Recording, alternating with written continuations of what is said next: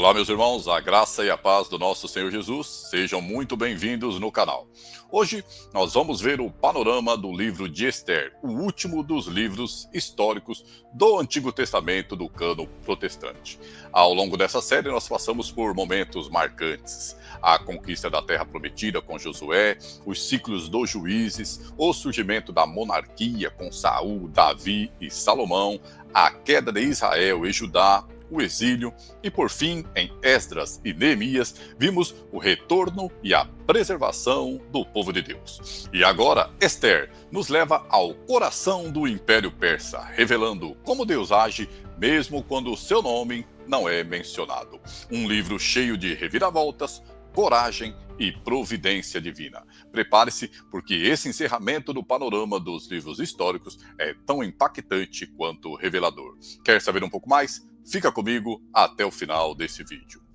Vamos entender como que Deus atua mesmo quando está em silêncio e como usou Esther para salvar os judeus quando eles enfrentavam um dos momentos mais críticos de sua história.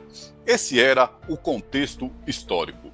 O livro se passa no Império Persa durante o reinado do rei Assuero, por volta de 486 a 465 a.C. Os judeus estavam espalhados pelo império após o exílio babilônico. Mesmo longe de Jerusalém, Deus continuava a cuidar do seu povo. Esther mostra que a soberania de Deus se estende além das fronteiras de Israel. E mesmo entre gentios, ele está no controle. No capítulo 1 e 2, temos a queda da rainha Vasti e a ascensão de Esther. Durante um banquete, a rainha Vasti se recusa a atender a ordem do rei e, por isso, ela perde o seu posto. Esther, uma jovem judia, órfã, criada por seu primo Mardoqueu, contra todas as probabilidades, é escolhida como a nova rainha da Pérsia. Mas ela guardava um segredo. Ela era judia, ou seja, a sua beleza foi apenas um instrumento usado por Deus para um plano muito maior. O livro nos mostra como Deus posiciona pessoas estratégicas em lugares de influência para cumprir os seus propósitos. Mesmo sem citar Deus, o texto revela a sua mão guiando os acontecimentos. Diferente dos livros anteriores, Esther não narra eventos em Israel ou Judá, mas sim na cidade de Suzã, capital do Império Persa. É importante destacar que o nome de Deus não aparece nenhuma vez em todo o livro, e ainda assim a providência divina é clara em cada detalhe da história. O capítulo 3 apresenta o decreto de extermínio dos judeus. Amã, um alto oficial do rei, planeja exterminar todos os judeus do império. Como inimigo dos judeus, ele se ira contra Mardoqueu, que se recusa a se curvar a ele, e planeja exterminar todo o povo judeu por meio de um decreto irrevogável. O rei assina esse decreto, que é um decreto de morte, contra todos os judeus do império. Porém, ele não sabia que Esther era judia. A narrativa deixa claro que o povo de Deus sempre enfrentou oposição, mas Deus nunca os abandonou. O evento descrito ecoa o conflito espiritual entre o povo de Deus e os inimigos do plano divino, visto desde Gênesis. No capítulo 4, vamos encontrar o jejum e a coragem de Esther. Mardoqueu exorta Esther, dizendo: "Quem sabe se para tal tempo como estes chegaste a este reino?" Esther convoca um jejum de 3 dias antes de se apresentar ao rei. Com coragem, ela arrisca a própria vida para salvar o seu povo. Disposta a cumprir o propósito de Deus, mesmo em tempos difíceis. Do capítulo 5 ao 8, temos a narrativa de toda a reviravolta divina. Esther revela ao rei a trama de Amã. Deixa subentendido que ela era judia. Deus reverte os planos malignos e honra os que o temem.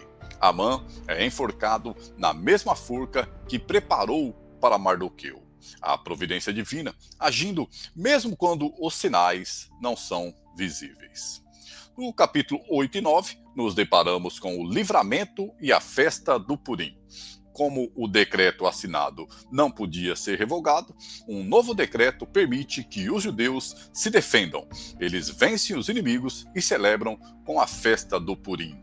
O Purim lembra que Deus preserva o seu povo e cumpre as suas promessas. Mesmo em tempos de crise, Deus tem um plano de livramento. Deus está presente mesmo quando parece estar ausente. Esther nos ensina sobre coragem, fé e propósito. O livro aponta para o Messias. Assim como Esther intercedeu pelo povo, Jesus intercede por nós, como está escrito em Hebreus, capítulo 7, verso 25. O livro de Esther nos lembra que o silêncio de Deus não significa ausência. Ele está sempre agindo nos bastidores da história. Esther representa a coragem e a fé, e ela decide agir, mesmo sem garantias. Mardoqueu representa a fidelidade. Mesmo no exílio, ele não se curva ao sistema. Uma história que nos ensina que no plano divino não existe coincidência. O que há é providência. Assim, encerramos a nossa jornada pelos livros históricos da Bíblia. Vimos a conquista da Terra Prometida sob a liderança de Josué. Um ciclo repetido de pecado, opressão, arrependimento e livramento por meio de juízes. A fidelidade de Ruth, que leva à redenção e à linhagem do Messias. Transição da liderança dos juízes para a monarquia com Saul como o primeiro rei de Israel, em Samuel. Bem como o reinado de Davi, estabelecido, marcado por vitórias, pecados e arrependimentos. A glória e a queda de Israel, que começam com Salomão e continuam com a divisão do reino.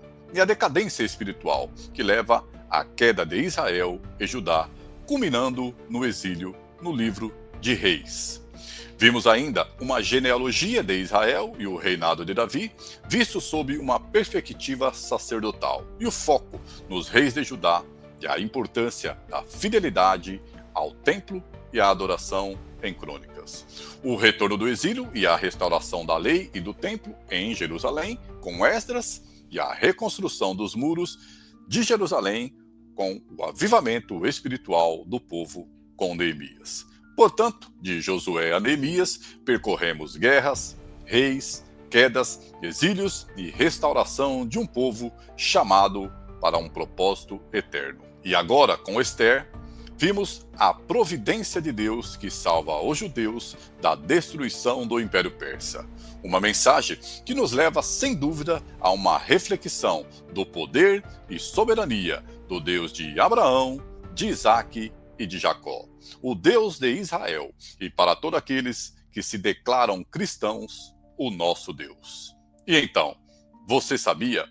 Agora que você já viu esse panorama, eu quero te convidar a fazer a leitura completa do livro de Esther, atentando para esses detalhes. Nos próximos vídeos, vamos iniciar uma jornada no panorama dos livros poéticos do Antigo Testamento do cânon protestante. E veremos Jó, um homem íntegro que enfrentou a dor e nos ensinou a confiar mesmo no sofrimento. Agora, se você não assistiu os vídeos anteriores sobre Neemias e Esdras e deseja maratonar o panorama completo dos livros históricos, eu te convido a assisti-los. Eu vou deixar os cards na tela e os links na descrição. Se você gostou, comente, deixe o seu like, isso ajuda muito o canal. Assim, o YouTube vai recomendar esse conteúdo para mais pessoas. Inscreva-se no canal e, se possível, compartilhe esse conhecimento. Você pode colocar os links dos vídeos em suas redes sociais, como o WhatsApp, Facebook e Instagram. E ative o sino das notificações para ser avisado toda vez que tiver vídeo novo no canal.